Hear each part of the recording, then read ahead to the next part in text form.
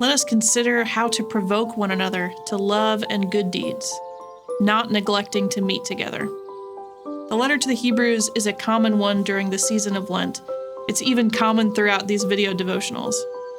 It's a beautiful attempt by the author to sort of tie together, take this sweeping view of the whole of history to make the claim that the same God, the same Word, the same Spirit that were at work before the beginning are the same God, Word, and Spirit at work through the prophets, through the stories of ancient Israel, through the stories of Jesus and his ministry, and even now. I'm struck then by the author's advice to us here in chapter 10. Don't neglect to meet together, which is sort of a double negative way of saying, hey, make sure you meet together.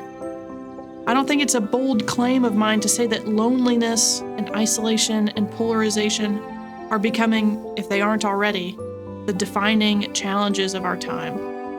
In a world where we are more connected than ever, we have somehow found ourselves very, very far apart.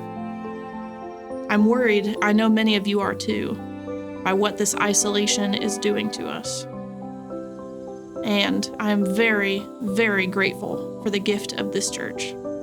We, Village, seek out ways to be with one another, by worshiping alongside one another, by delivering home communion to each other, by eating together and serving together and learning together. This letter to the Hebrews from almost 2,000 years ago reminds us that that's really important and that it's easy to take for granted. Don't neglect to meet together, the author says. I'd encourage you today, as a holy Lenten practice, to see if there's a way you can get better connected to your church. Maybe that church is Village, and I hope it is.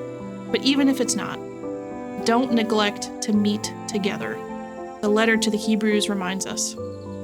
Maybe it's not a church at all, but simply people of faith that you love and trust and lean on. So meet together. Encourage one another, provoke one another to love and good deeds. Work together, serve together, pray and worship together. The Lord be with you.